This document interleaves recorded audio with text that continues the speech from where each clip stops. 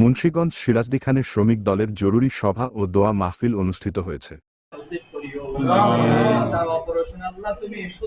বৃহস্পতিবার ১৬ অক্টোবর বেলা ১১টার দিকে উপজেলার নিমতলা পরিবহন ইউনিয়ন কার্যালয়ে বিএনপি স্থায়ী কমিটির সদস্য ও জাতীয়তাবাদী শ্রমিক দলের প্রতিষ্ঠাতা নজরুল ইসলাম খান, বিএনপি চেয়ারপারসন বেগম খালেদা জিয়ার উপদেষ্টা, সাবেক সংসদ সদস্য ও সাবেক মন্ত্রী আব্দুল হাই ও চট্টগ্রাম বিভাগীয় শ্রমিক দলের সভাপতি ও বিএনপি শ্রম বিষয়ক সম্পাদক এম নাজিম উদ্দিন এবং চিকিৎসাধীন নেতৃবৃন্দের আশুরোগ মুক্তি কামনায় এ দোয়া মাহফিল অনুষ্ঠিত হয়।